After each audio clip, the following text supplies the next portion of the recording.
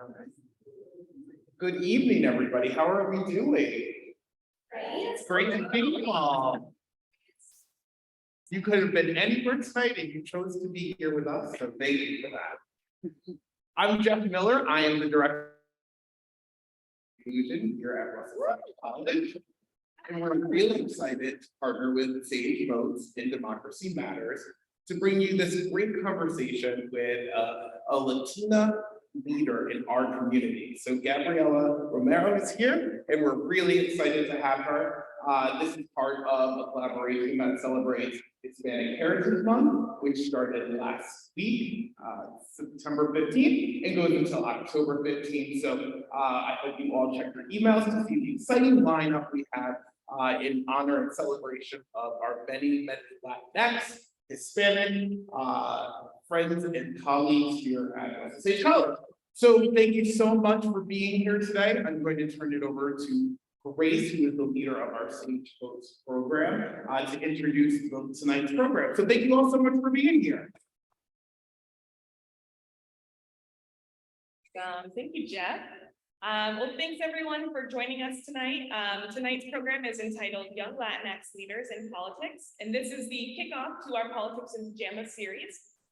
So essentially, this is a casual evening chat about engaging and empowering college students to register, vote, and make change in our community. My name is Grace Giancola. I'm the Director of Residence Life and the Chair of the Sage Votes Committee. Sage Votes is a comprehensive nonpartisan initiative, and our mission is to promote student voter registration, voter participation, and voter awareness through on-campus and virtual activities. Our committees consist of students, faculty, and staff. I'm so excited that for our first event of the year, besides National Voter Registration Day, to everyone that registered, we are going to speak with an incredible leader in our community. So Gabriela Romero is an Albany public defender, recently elected to the Albany Common Council representing the 6th Ward. Gabriela is currently employed at the Albany County Public Defender's Office as trial attorney and local court advocate. Gabriela represents people who do not have the resources to defend themselves against a system that criminalizes poverty, mental health, and addiction. Every day as a public defender, she works closely with clients to build stability and prevent recidivism. Gabriela has always been an advocate. The political and social unrest of the past summer invigorated Gabriela to get more involved in her community and to find avenues to engage others. While this engagement started as casual inquiries to local businesses and youth and cultural leaders, Gabriela quickly found herself uplifted by support and brimming with ideas to enrich her neighborhood. In addition to the large pressing issues such as the reformation of our public safety institutions and increased accessibility in city infrastructure. Born to Puerto Rican parents, both lifelong unionized state workers, Gabriela is intimately familiar with the struggles of hardworking families. Gabriela's strongly matriarchal upbringing raised her to believe that there was no higher calling than public service and to never let anyone stand in the way of achieving her ambitions. Welcome, Gabriela.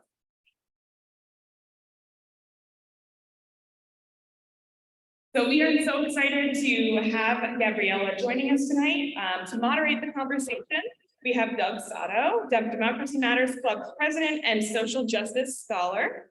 Doug has graciously agreed to help ask questions that explore Gabriela's experiences and highlight how students can make their voices heard through civic engagement. So with all of that, I will turn the reins over to Doug for our conversation. All right, thank you, Grace.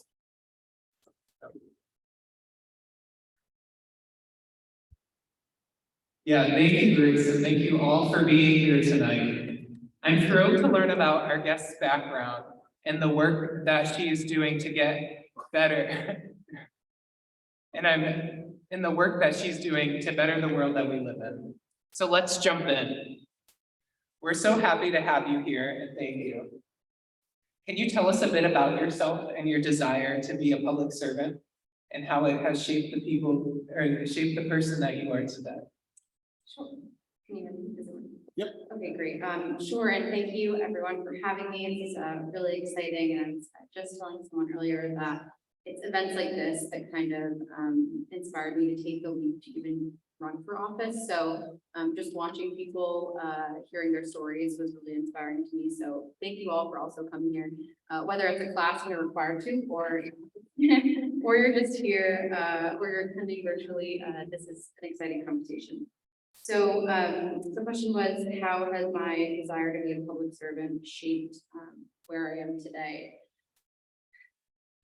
I would say that kind of every step that I've taken in my life has kind of pushed me to take that next, maybe riskier, scarier step. So as a public defender, I was always like really into mitigation. So when someone's charged with a crime,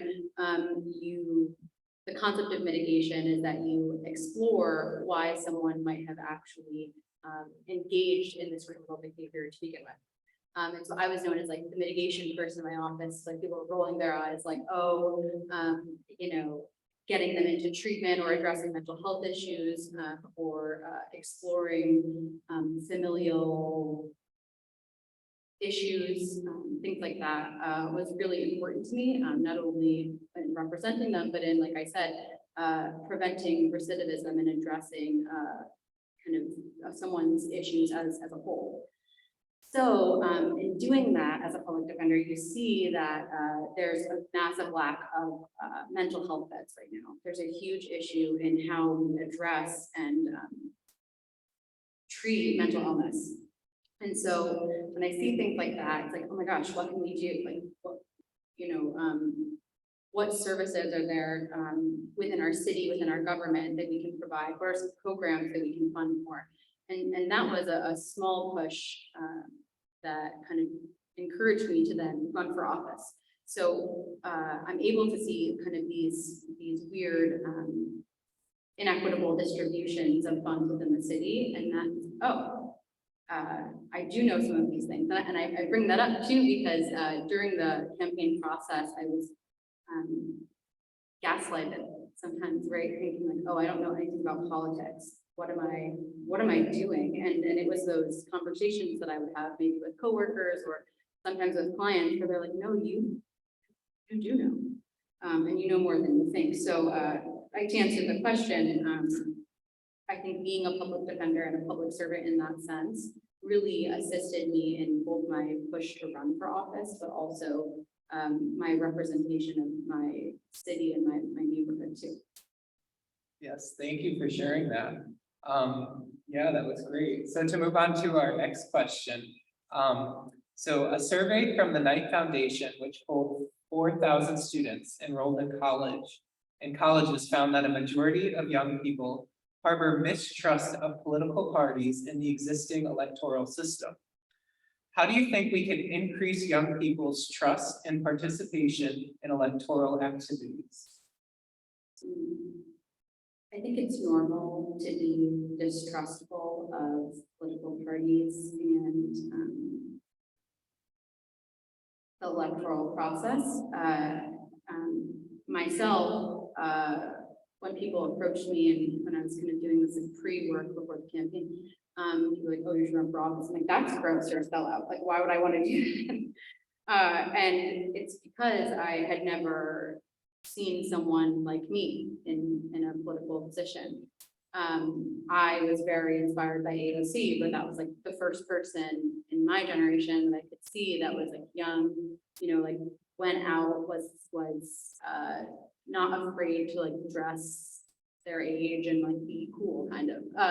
And so I didn't have a lot of, I would say like mentors or guides, so to speak, within the political process. So I was super distrustful.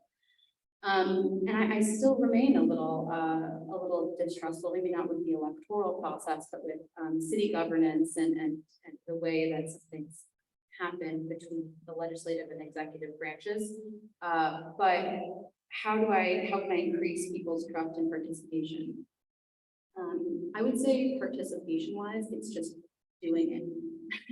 And I don't know if that's the right answer, but increasing participation in electoral stuff, deciding to run for office is such a scary leap. So trying to find mentors or guides in whatever we can. I'll never forget, I like DM'd AOC's Instagram. She did not respond. But I'm like, help, what do I do? I don't know what I'm doing, essentially. And, you know, as the campaign progressed, I found people and organizations that were very helpful. But it's very hard, and I understand why people are very distrustful and hesitant.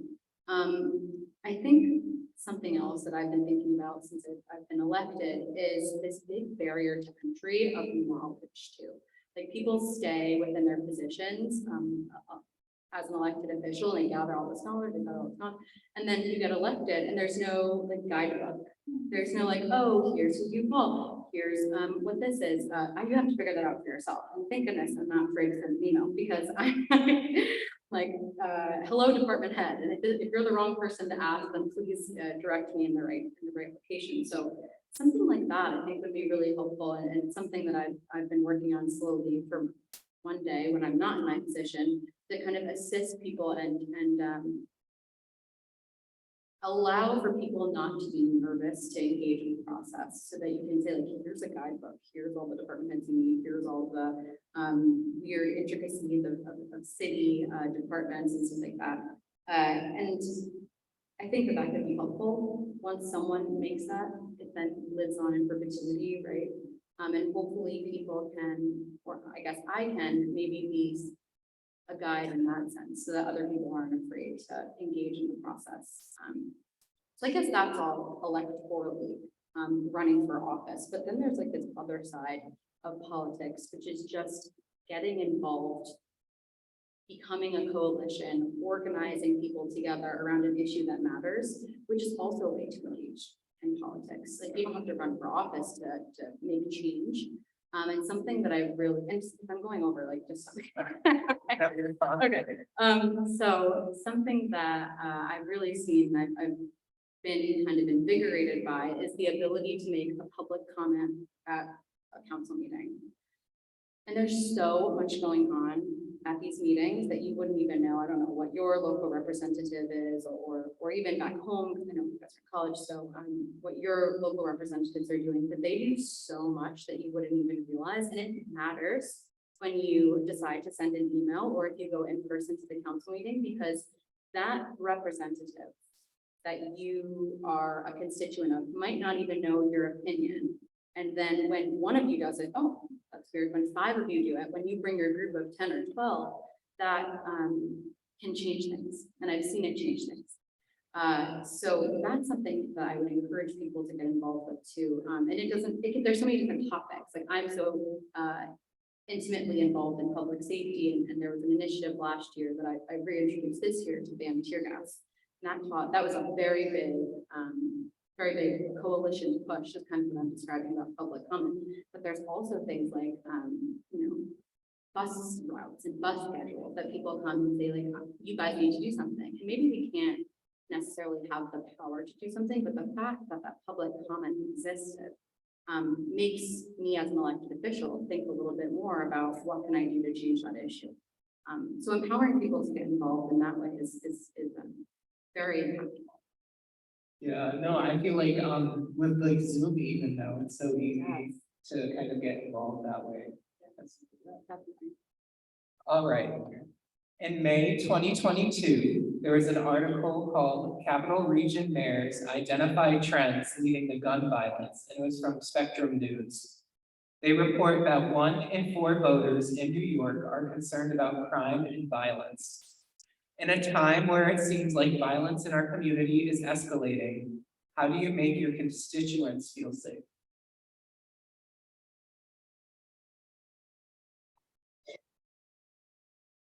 I think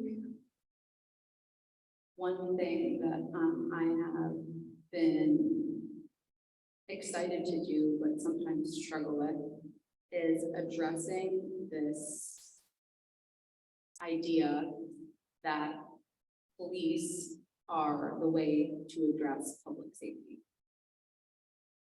And it's hard because everyone wants to feel safe.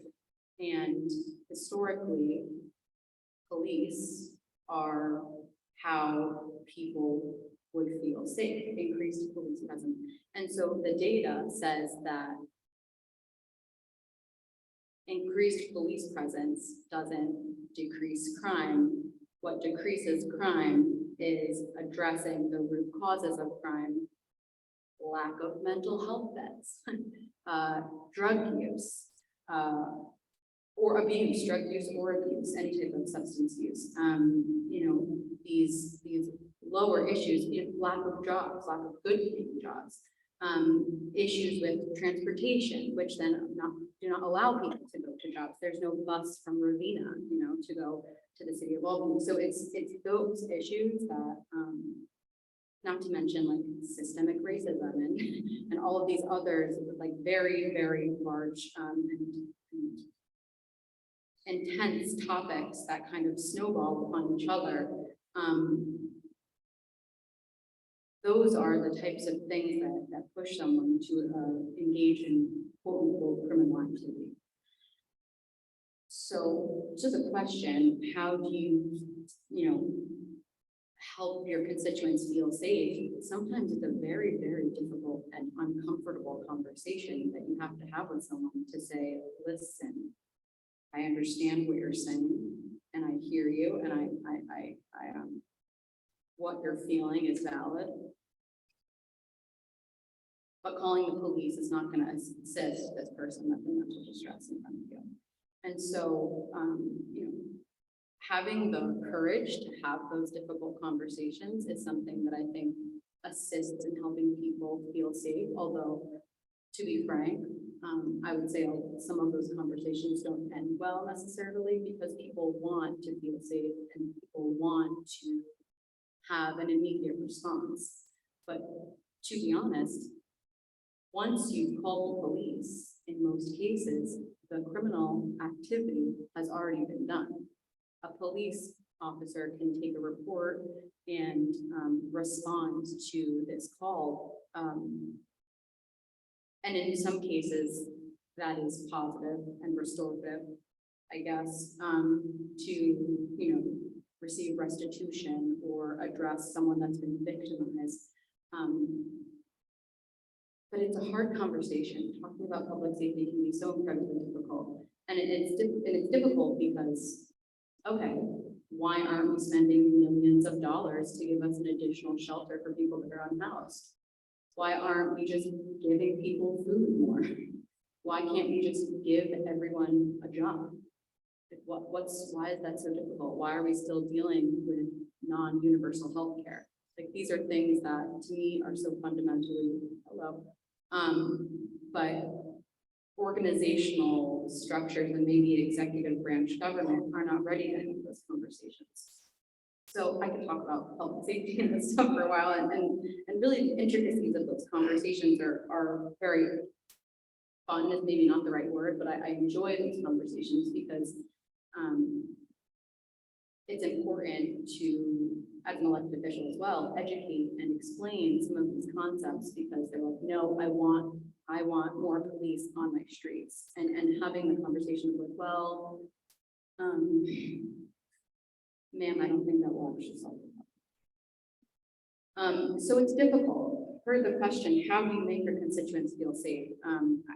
I try to explain the cyclic nature of non-investment in resources and like social services, while also explaining that there are programs that we can invest in. So this is the last point, and then I'll conclude on that. So there is a program in Albany County. It's called the Accorda program, and it's kind of based off of the CAHOOTS program. If anyone's like familiar with that, the Oregon, and it dispatches and trains dispatchers to have not only mental health professionals, but like social workers as well. So someone that can connect someone with services.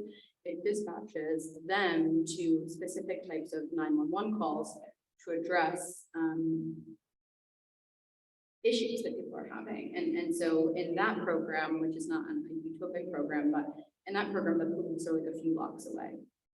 And so I'm actually really excited that I will be piloting some type of program kind of like that, which will have a mental health professional walking on Lark Street, which is my district, walking on Lark Street a few days of the week to not only connect people with services, but to hopefully address and collect data as well on like what the issues are that we're kind of seeing and facing. And so in full circle, when people ask how can I feel safe, it's identifying and educating about the data and the research and the things that actually address public safety, while also having the tenacity to create programs that actually do it. And that took a long time. And frankly, I shouldn't even say that it's done because it's not gonna work.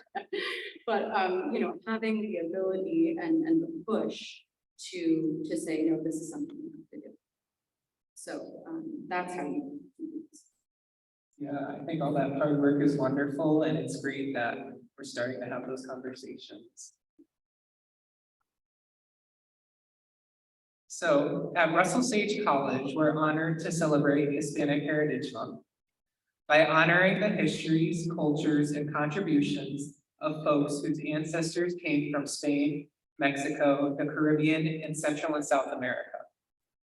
As a proud young LatinX leader in the community, how does your culture inspire and influence your leadership style and approach? Well, this whole campaign and political situation started with like me and my mom. So family is something that as a Boricua and Puerto Rican, it's something that is very fundamental to, I guess, our culture. And an example of that is, you know, dinners was like such an important thing in my family. Like, do whatever you want as long as you're home for dinner. Unfortunately, that's been a really big problem with my relationship with my mom since I've been elected. She's like, why don't you have time to like have dinner with me and your father? I'm like, I'm in like 3 meetings a night, Mom. Like, I'm sorry. But making time is obviously so important. And so I was raised on that, like, you know, we can solve anything at the dinner table as long as we talk it out. You know, and you have to be there too. You have to be there and you have to be open to talking it out. That was something that was really important to me as I was raised. And so I've tried to take that concept as an elected official and work it into some of the things that I'm working on. So, and I'm not sure if we went into this, or maybe it was a prior question, like a point that I wanted to get out, which was that the Democratic Party as an organization, although I am a registered Democrat, it was just like not something that felt inviting to me. It was very like white men in like the Elks Lodge, like drinking Heineken, and it just like was not inviting for many reasons. And there was also, I'll share with you, when I first decided to run, I sat down with the chair of the Democratic Party. And, hello, my name's Gabriella. I'm like, I'm so excited, and like, this is the thing I'm doing, and like, these are my ideas. And the chair told me kind of point blank, like, we're not we're not like, so sorry that you thought that. Like, there's no, like, there's this guy that's like been with us for many years, and like we really like him. And like the white guy that like was like, what are you talking about? What? I was so confused and like a little upset, maybe by the wording, and I came in definitely very hot. And so that kind of left a bad taste in my mouth. And even as I'm elected, sometimes I just don't feel as like welcome and I don't feel like I'm sitting down at the dinner table, right, with these people. So I've tried to create community in other forms politically.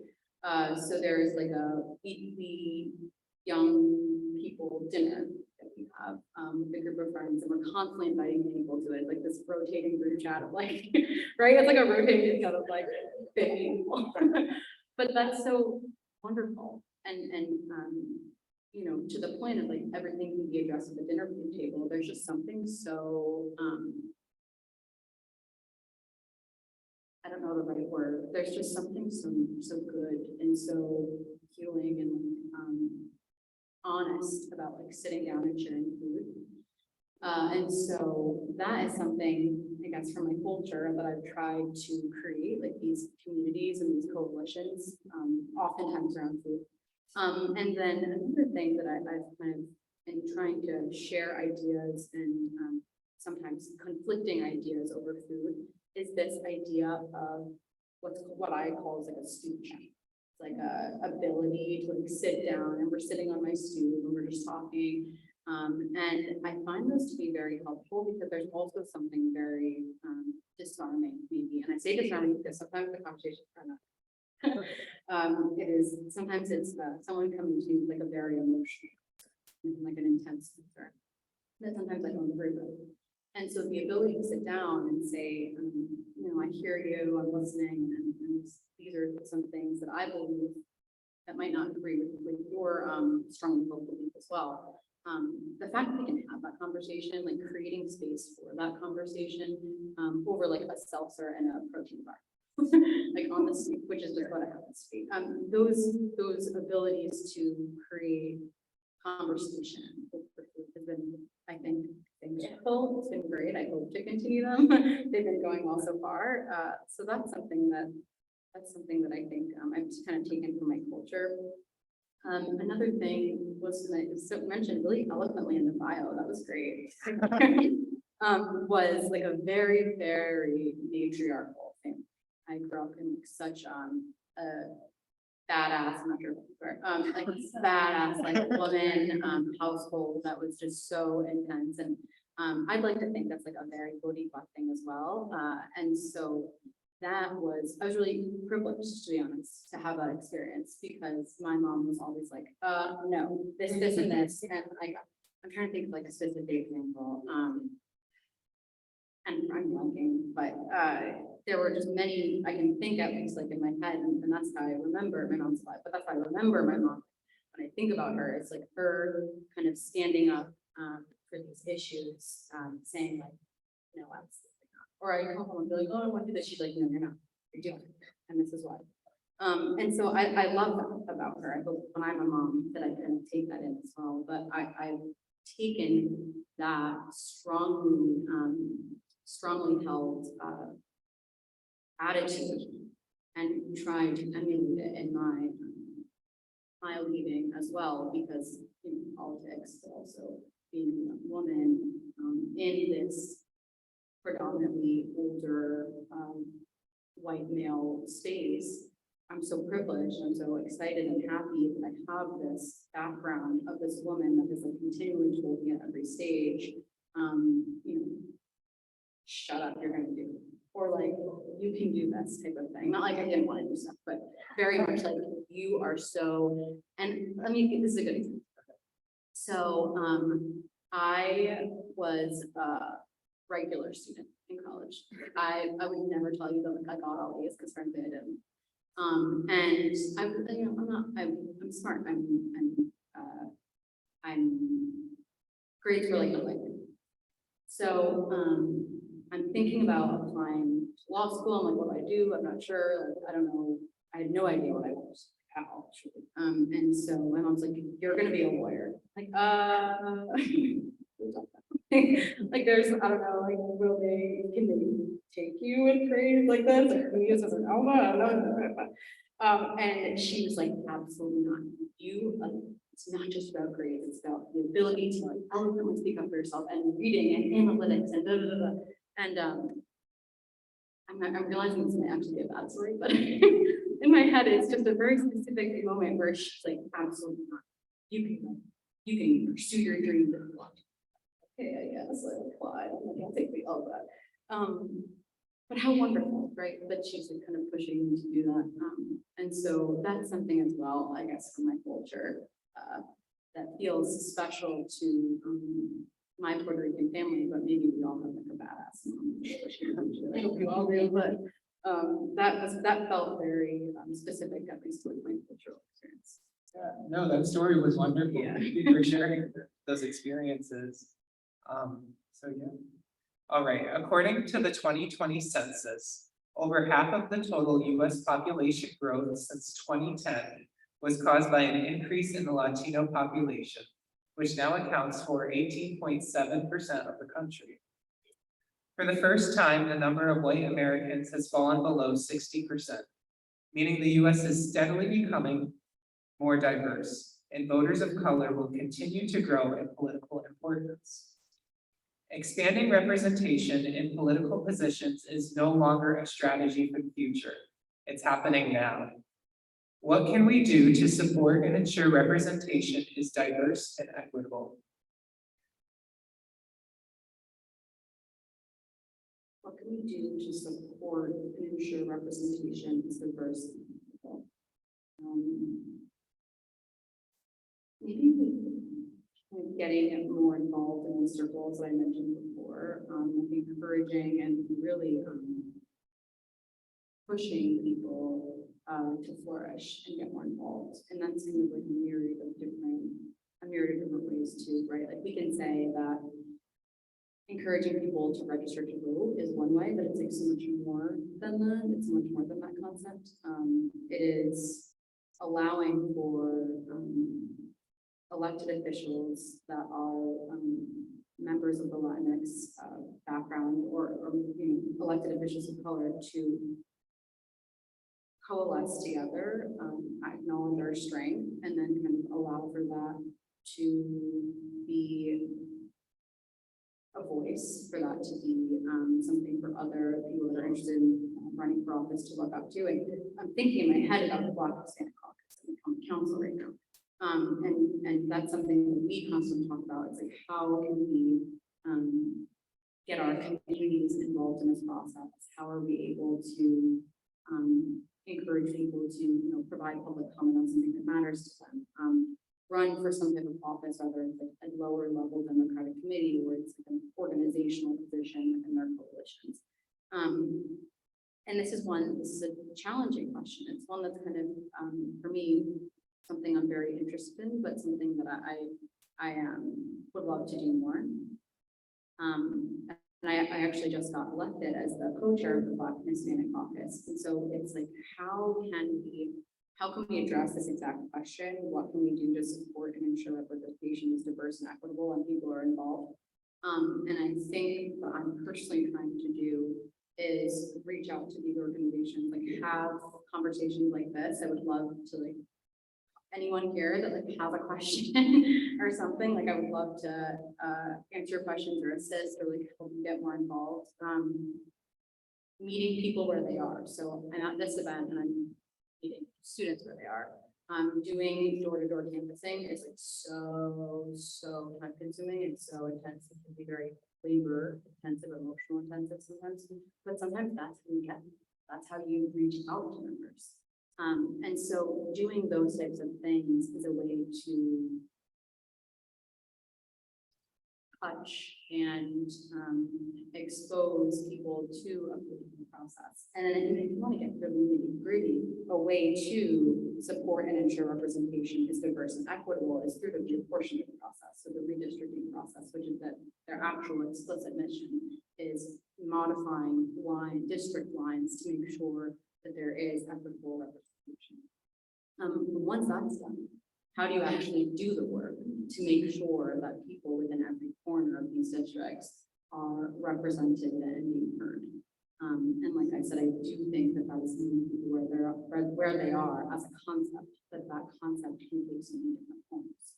And something I'm currently struggling with it, but it's something that I think about a lot, which is how do you just access people? How do you make sure that people care or are interested or just know what's going on? If I try through social media, because I think that young people really care about issues that I also care about. And because my district is all of Lark Street and Center Square, where there's so many renters and people as well, I think that using social media as a tool has been very effective. But I try also to attend these types of events and attend other roundtable discussions, whether this is very public, very on Zoom, but there are these other smaller community type conversations in traditionally redlined neighborhoods. I'm going tomorrow morning one where it's so important to say, look, I am here and I'm listening, and I'm not kidding when I say, what do you want to do to get involved? Because that is allowing for people to ask those questions can be really cool. I think. Yes, yeah, that space is very great and important, so. Yeah. All right, so our next question is very relevant right now and in the news a lot, so I'm excited to hear what you have to say. So to protest President Joe Biden and his administration's immigration policies, state Republican officials have been sending migrants to places such as Washington, D.C., New York, and Chicago. A few weeks ago, Florida Governor Ron DeSantis took credit for flying roughly 50 Venezuelan migrants to Martha's Vineyard, an island off of the Massachusetts coast. The next day, Texas Governor Greg Abbott boasted about busing another group of migrants to a street near Vice President Kamala Harris's official residence in Washington, D.C. How did we get to this place in our politics where the most vulnerable of people are being used as pawns in political stunts? And how do we begin to restore their dignity and eliminate the exploitation of folks? Yeah, I'm personally still really disgusted that it's even happening. Like, that's great terminology. Pawns, employees, human beings, my kids. And so personally, I'm still kind of digesting the fact that that was even occurring. As like, how did that happen? How was someone allowed to use a human being, relocating them as a funny joke, to make a statement? That's really sick, and really kind of shocking. Again, still personally digesting that as a concept. But how did we get there? How did politics get to the way that it is right now? You know, how did Trump get elected? How did people feel empowered to be so vile online? There's so much that has happened in the past like 2 or 3 years that's created this different dynamic, this different way of playing politics, this different way of doing things there. And this is a really sick one. How can we restore their dignity and eliminate the exploitation?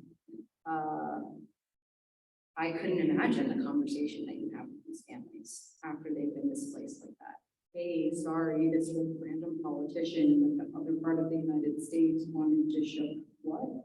I don't know how to answer this question, and it's one that probably has to be done federally. But I think in addressing this and kind of indigesting it, making sure that our municipalities are sanctuary cities. Albany is a sanctuary city. Creating legislation that encourages people that are not citizens of the United States to engage in the process, to feel safe, right? But also as an official, reaching out and funding programs that kind of welcome people more. That's so important. That there's like organizations and programs that are able to meet these people when they're coming and say like, what do you need? Here are all the resources, here's the translator, these are the schools you have to go to, do you need help with food, these are the exact locations. And hopefully through funding programs like that, we can create a culture and a municipality of love and care. But when you use that example, it is so violent and really disgusting that it's very hard to understand how one can come back. How can we, like, people are politicians at these higher levels are doing things that are just so nasty. And so that kind of, and we can talk about the concept of Trump and the way that he has created negativity within political messaging and just even like conversations with people, the way that people talk to each other on Instagram. But that culture of using people as pawns is so wrong. I don't know how we got there. I'm curious to know what you think. But it's one that needs to be addressed for sure. And I think, like I said, starting locally, creating program and in culture of care is one. And Albany is, I would say, at the forefront of that type of issue. We are a sanctuary city. I know at least in some of the circles that I'm in, community-wise, that there is a lot of community that's being created, a lot of culture-specific community for people, refugees, specifically in the city of Albany. So that culture is there. How do we uplift it? How do we fund it more? And how do we make sure that the people that need those services are actually being connected with them? It's hard. Yeah, it is. Thank you for that. Yeah. No, I definitely feel like that's the strategy is with the care. And I know here at Sage, we have a lot of programs and stuff. We have an intercultural cafe, which Allie runs, and it helps us connect with families that are coming here. I forget. All right. So now we're going to turn to the audience for a little Q&A. So Grace is going to take over a little bit. And so if you have a question, just raise your hand. And yeah. I'll come to you with the mic. So you can ask it live. Who has a question? Doesn't even have to be political.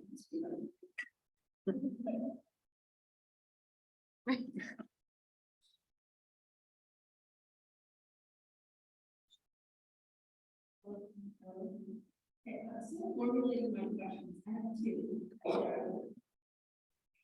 Okay, so my first question is, well, first, thank you for being here and talk about this. From your position, being able to see behind the curtain, why do you think it is that federal and local governments are not investing in resource accessibility? Why is that issue left unaddressed and in the hands of the public and nonprofits? And how do you make noise and get attention funding and initiatives from resources? That's it.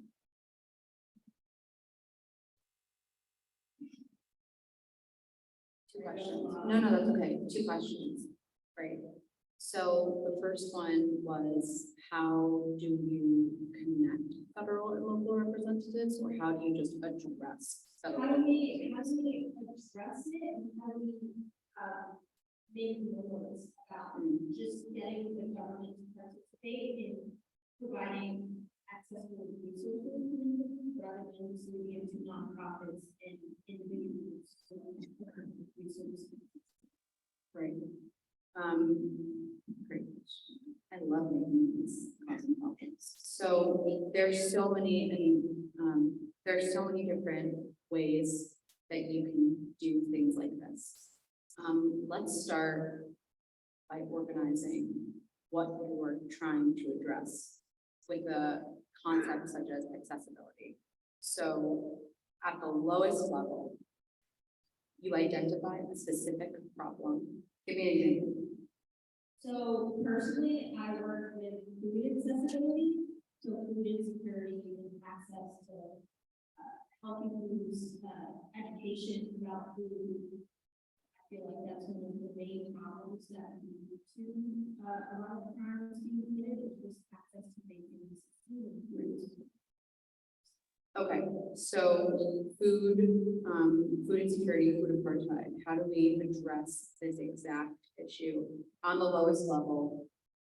As a college student, I would say, get a bunch of people, and that's like the beauty of college, is like get a bunch of people that are also interested in this issue, and there definitely are, but once like you yourself, right, within your own circles, once you know people. And then there's power in organized number. So then once you have that coalition created, it's identifying what are you going to do to solve the issue. And so when we're dealing with food insecurity, it's like, in what way, right? Are you trying to address the difficult pipeline for local farmers to more commercial sale opportunities? Is it just getting fresh food on people's tables? Is it nutrition based, exposing like the positivities of eating fresh leafy greens? All of those individual concepts have both legislative priorities and ways you can change the law, but they also have like community building program and like project creating that you can do. So I guess then, once you have created a coalition, and I would hope that it couldn't be super difficult. You then identify if you want to create like a legislative priority or a program.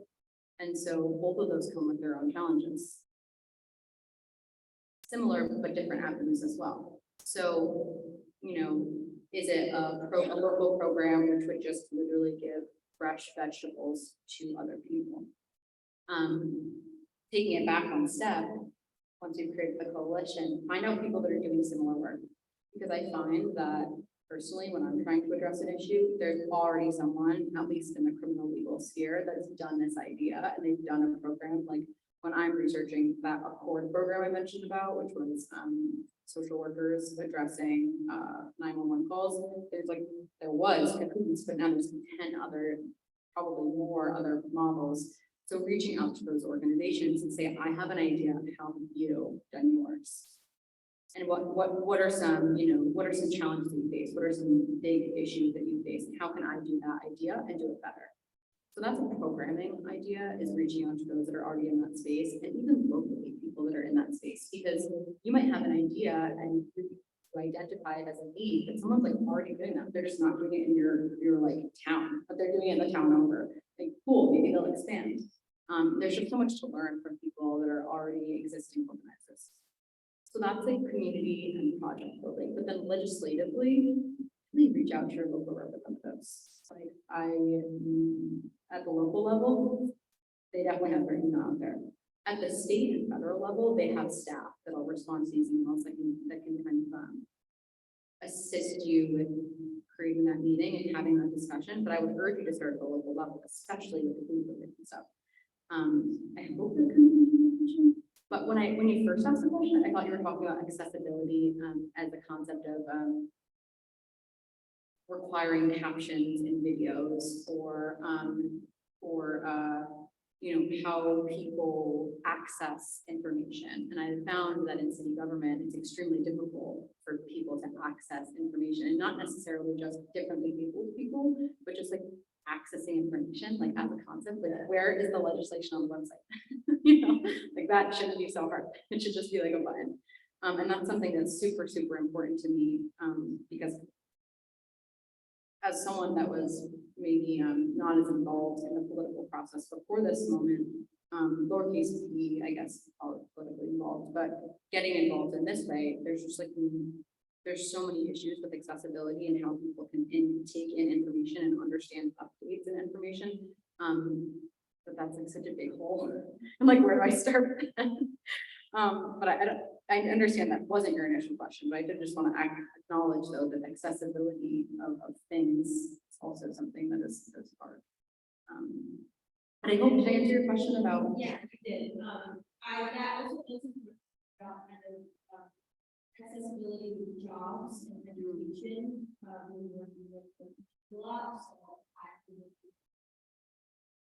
to food for everything, access to job, and how difficult it is. So just the whole process. It was very difficult, so I was trying to find a way to make it easier and more accessible for those individuals who are coming from rural situations. And why is it so difficult? So yes, that is. I would love to connect with you after we give out food resources. There's so much, at least a moment.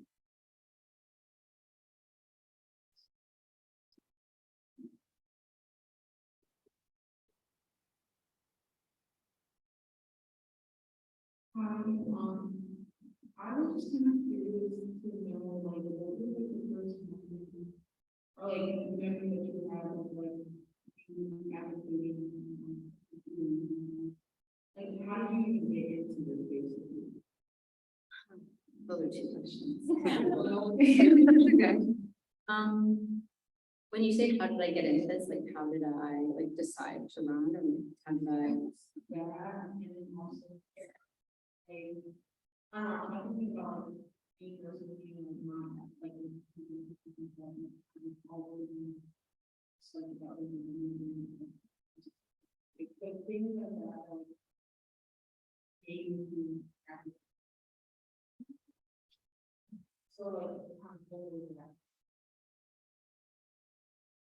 Yeah, so for me, it was, my role as a public defender during the height of BLM and 20-ish, that was like so not what I thought it was gonna be. And so when people having like your rights presentations, and I'm seeing like these other defenders offices like downstate Brooklyn, and Manhattan, they are like at the forefront. They're like teaching the minority presentations. They're having book clubs. They're like exposing people to these issues. They're creating little infographics. They're like at the forefront. And so for me, I went to my boss and like, this is our opportunity. Like we need to be like, I was there like, we need to be in the streets. Like, let's go. And I just like didn't get the same enthusiasm that I really wanted from my boss, I should say. You know, it wasn't from my colleagues. And so that really frustrated me, and so kind of actually tying into the point of your question, which is like, how do you do this? I just started attending more things. I started just like going to stuff. And when you go to stuff, you like meet people and you learn more. And that's like really the most general and clear way that I can explain it. And it was stuff that I wouldn't even necessarily be interested in. I was just learning. So I would just attend like an E&A meeting. I would be active in like know your rights presentations. And so going to these random city meetings, but also involving myself in things that I care about, that I can advocate for, like know your rights presentations. City movement of funds, no idea what that is, but I have to learn. And so the point of me saying this though is that you like go to things and you meet people, and then you talk to people, and they're like, huh, interesting. Like you, and I can sense it from you. It sounds like also like are an advocate in some way, and people acknowledge that, and they're like, huh, you should do more with that.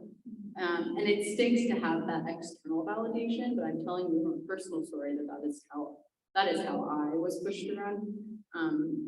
And so through those conversations, to answer your question, that was kind of like what pushed me, was this desire to do more, knowing that I had this knowledge from being a public defender and this desire, and I was at a place in my life, frankly, as well, where I had time and energy and desire to do these things.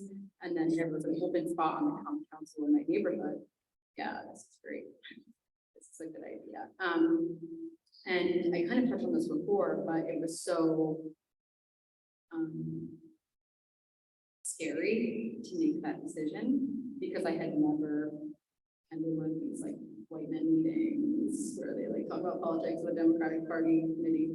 And I had never really like immersed myself in that, but I had the idea and I had been frustrated with the system, and I had acknowledged these existing infrastructures that are broken.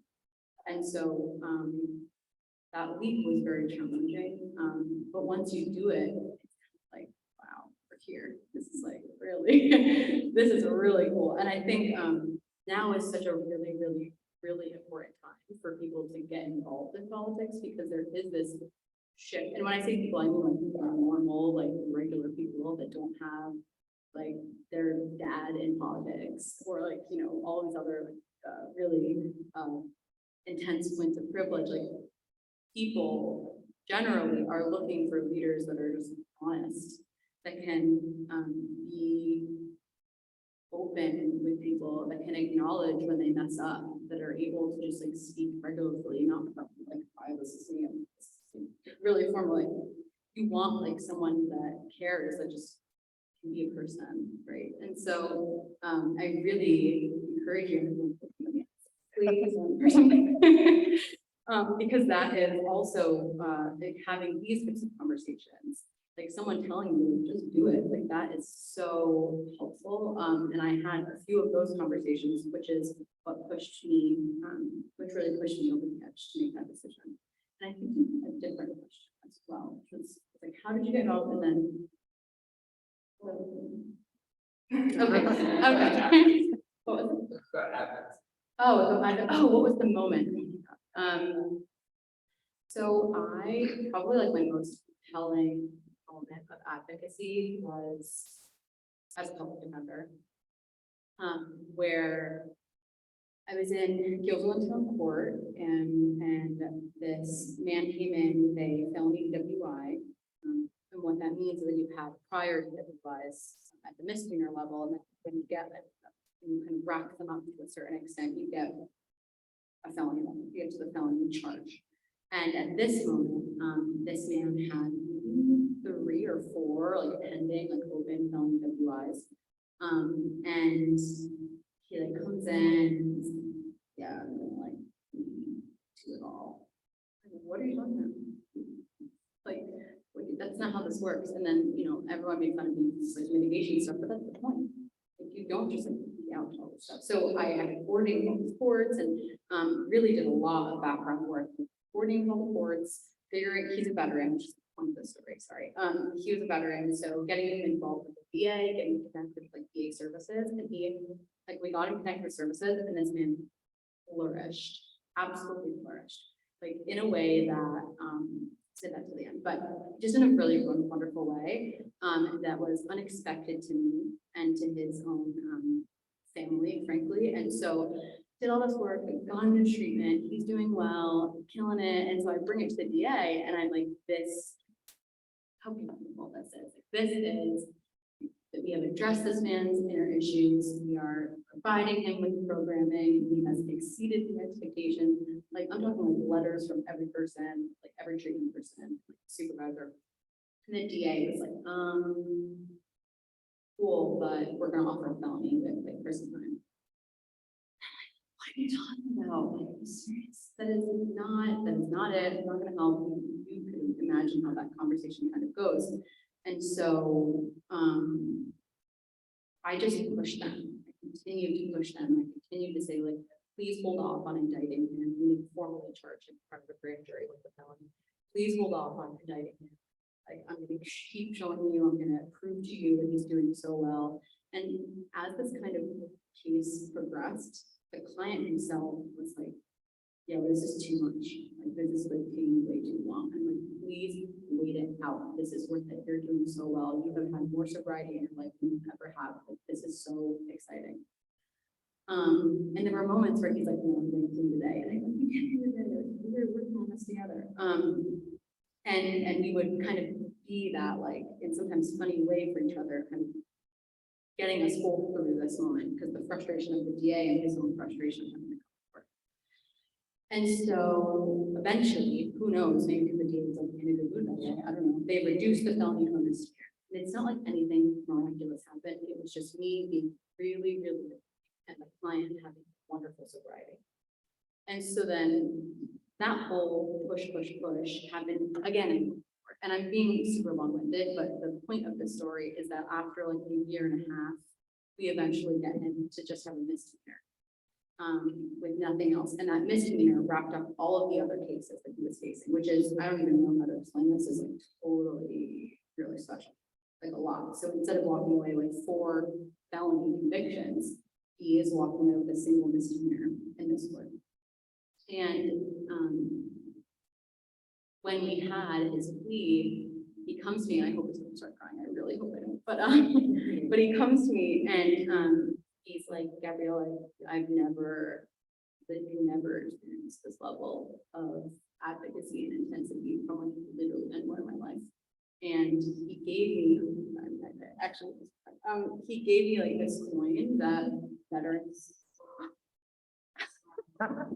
Oh, no. That's okay. Oh no, I know.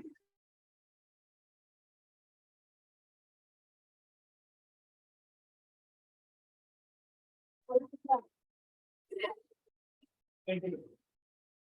That was really wild. It's really intense experience. Did everyone do a UFO, by the way? Like, so thank you for giving me the opportunity to finish the story. And then there are more questions, please, and I'll stay after if anyone wants to talk one-on-one. But the point of that story was, after we had resolved all of the felony cases, like all around upstate New York with the single misdemeanor plea, and really after I spent like more than I've ever spent really on any case, like continually, pressing the DA. He gives you this coin, and it's a coin that, people in the armed forces, that give each other when you've like done it's a single coin. So each member of the armed forces have like a single coin. This is how my client explained it to me. They have a single coin and they give out this single coin whenever there's like the biggest and most intense act of bravery and courage and strength that you've given. And it's normally for like someone that like saved your life. Like someone in like your co-person in the military like saved your life, so you give them your coin. And so people in the military are constantly like giving each other these coins. And so he gives me this and he explains the story to me, and it's like you literally saved my life. And like I've just never had anyone push me like the way that you did. And obviously so appreciative and so beautiful to have that moment with my client, but it's also like, oh my God, like no one's ever pushed you that hard. It makes you realize like the privilege that you have in your own social circles and your own things. Like, you know, look at us here at this college and myself having my own like family and friends, social circles, the academia that I've engaged in. And people have pushed me in that sense. So for me to have this grown man, twice my age, feel like no one's ever pushed me the way you have, that is so touching. And so that was one story. And that was, to answer your question, that was like really the first time that I felt that I was like making such a serious difference in people's lives. And it was, I keep that coin with me all the time now, just to like, when it's really hard, you know, I'm like, oh, I did this one good thing. Yeah, so that's the story, and that's hopefully, I don't have it on me. I didn't bring it with me today. I would be like at my desk, like my office. But yeah, so that was a really special. And I would love, I know you guys probably have, it was late, but if anyone has questions, I'd love a good one maybe.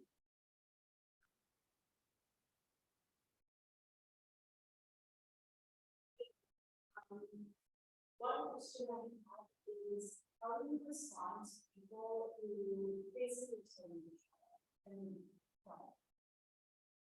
Yeah, do get that a lot. I do get that a lot. When I most recently got it was early in my term, probably February or March. I submitted legislation to make it legal to skateboard in downtown Albany. Before that, it wasn't no brainer. I'm not a skateboarder, and frankly, I'm just like an advocate for non-vehicular forms of transportation. Didn't think anything of the legislation. It just was like very no-brainer to me that a small jurisdiction within the city would be treated differently than any other part of the city.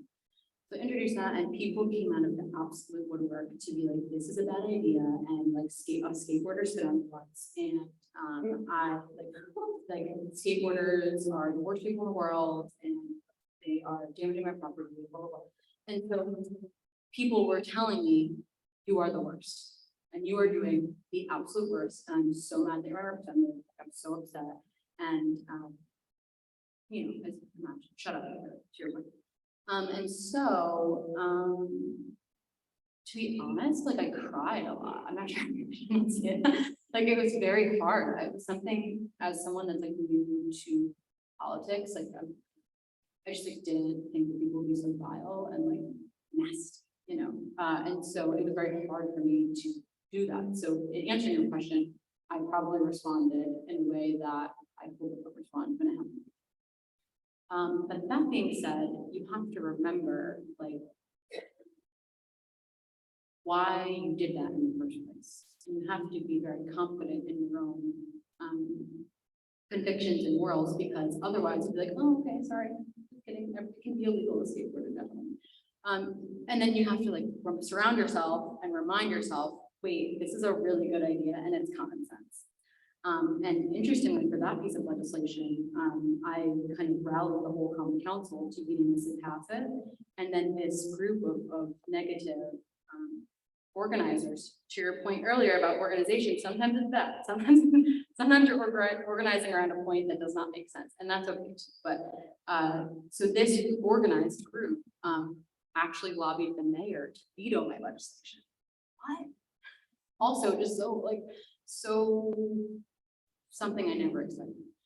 And so the common council overrode the veto, because again, it's so obvious and common sense to do that. And so it's those moments of shut up, Usa, where you have to be really, really strong in what you believe in and surround yourself with other people that are really behind you, that it's good what you're doing. And then taking that one step further, not just having that confidence and surrounding yourself with people that kind of combat the gaslighting, but also having the courage and the conviction, right, to take it that one step further. Because we could have just been like, oh, the mayor overrode our she vetoed it, so it's over. No, this matters. Like this issue. Here I am advocating for skateboarding, which is not. I hope that's not what I kind of go down as, but it's saying like, no, wait, that was a good idea, and we're gonna move forward. So I hope that answers the question. But it's a mix of giving yourself grace, because this job is very hard and people are going to be really rude to you, and their emotions and their feelings are valid. They're probably come from a place of like anger or upsetness, but not letting it get to you by surrounding yourself with positive people and letting yourself cry. Frankly, like that was helpful sometimes. Yeah.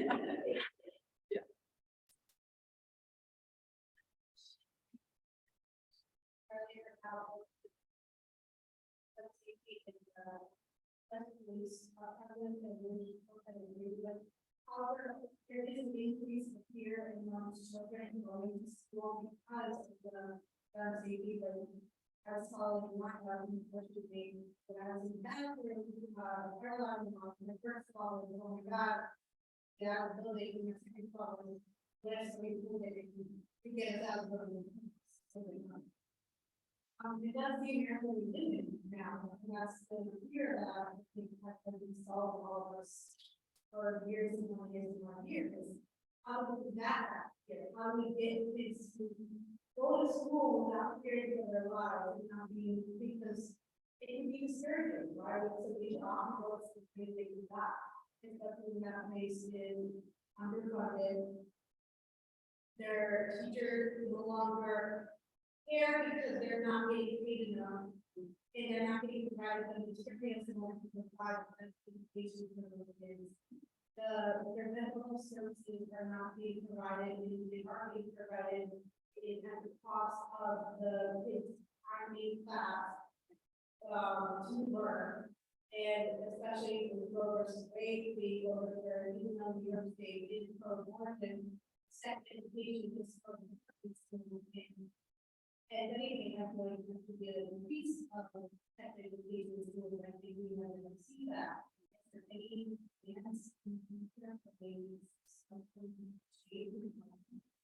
Any of those? Yeah, there are a few. Yeah. I'm trying to take it chronologically, so let me know if I don't answer all of Yeah, that. you don't have to. Oh, no, I won't. So I think your first point was about, domestic terrorism and gun use.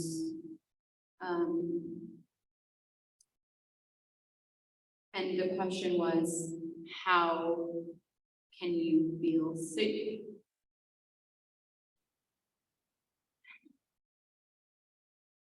I don't know if I have a good answer for that. And I could imagine that with this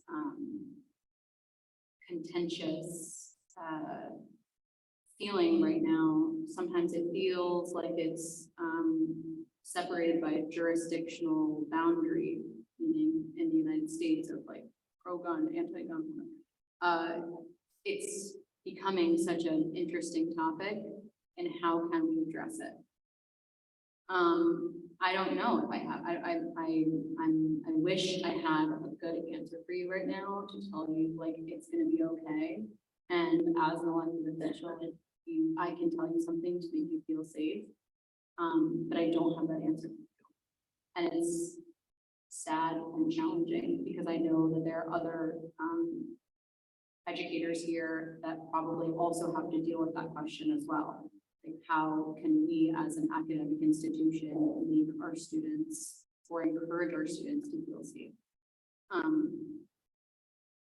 think you kind of later touched on a point that is important, and if I was a federally elected official, something that I would want to have more control over is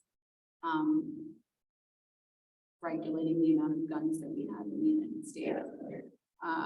And it's not something that I'm as like well versed in or something that I would be able to, you know, again, give you this direct answer, but I just think we should have less guns. And I think that just ends as but that doesn't address your question, your really important question about being a student and not feeling safe.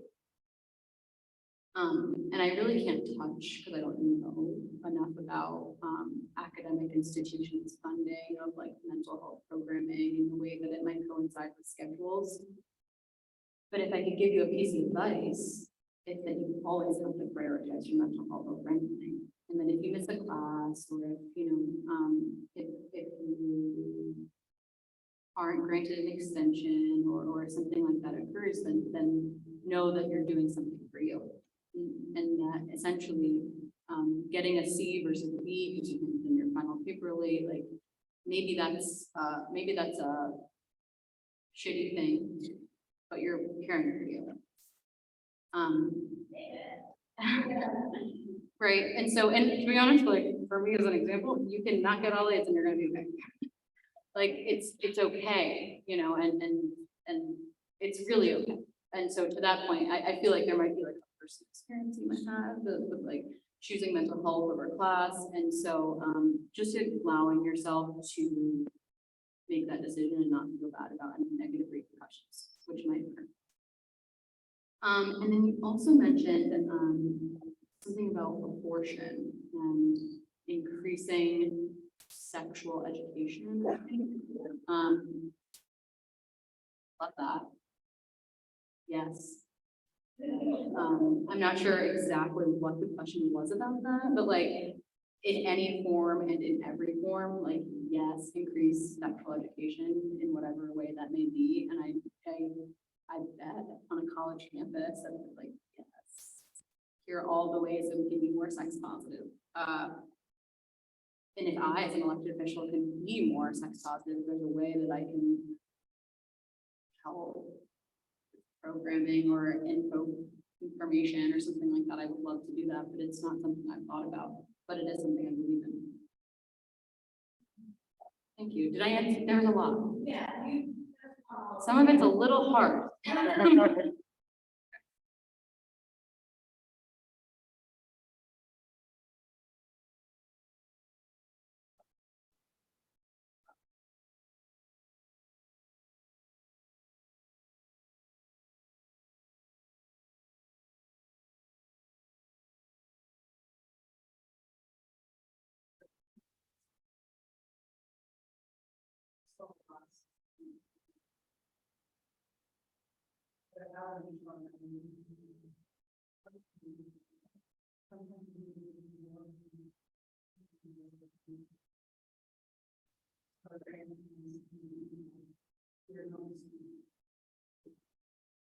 Yeah, I love that.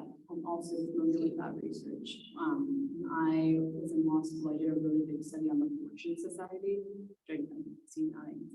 It is an organization in New York City that takes entirely incarcerated folks and just people that have been touched by the criminal legal system, and the whole like top to down structure of the organization is people who've been in the system. And then they're assisting, the point of the Fortune Society is that they're assisting people that are leaving prison or jail, and reintegration for that. that's not formally something that's a part of the program that I suggested, but I agree with you that that is how you get the best outcomes. And I'm actually curious how we can do that in the framework of the current program. I'm gonna think about it more. And I think that's a great idea, and I'm really glad you brought that up at this moment, because it is still in like the finalizing the detail stages. But that's a really good idea. Thank you.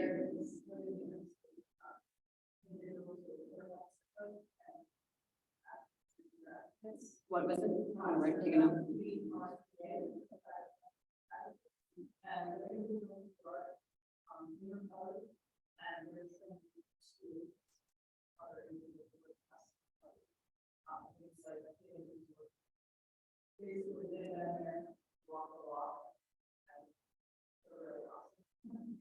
Cool. I like that. Thank you.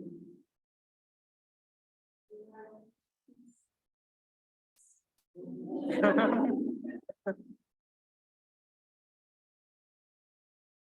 well, thank you, everyone, for listening.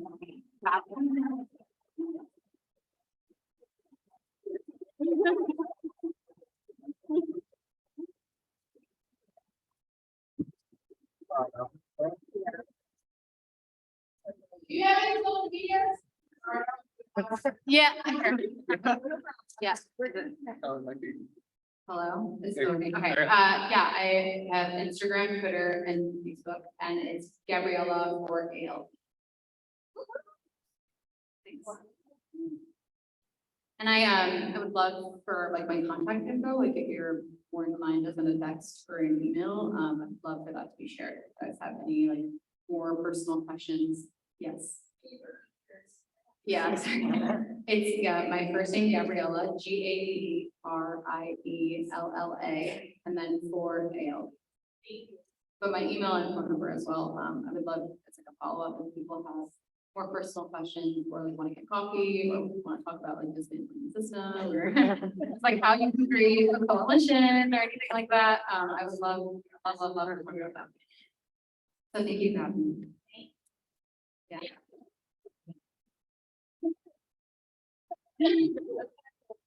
Yeah.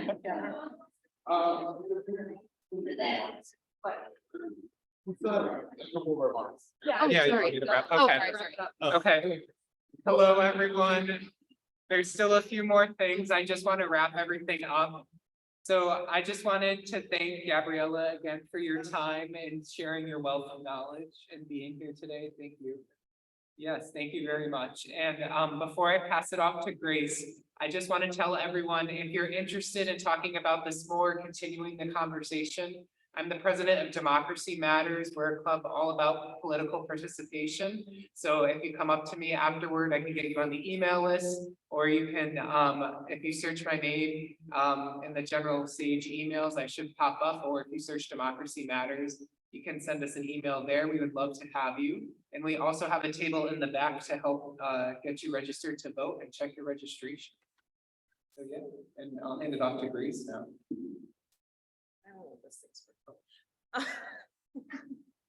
Well, thank you, everyone. Thank you, Doug and Gabriella. My God. On the bottom. Thank you, Doug and Gabriella. I'm just gonna, great conversation. The topics were super timely, and I hope that all of you feel empowered and empowered to ensure your right to vote. I want to thank my fellow Sage Votes committee members and the Office of DEI, as well as Democracy Matters for all of their work. And I want to thank you all for joining our Politics in Pajamas series. You should receive an evaluation for tonight's program, so please take that survey so that you can make sure that these programs are helping you. And have a great night, everyone. Thank you.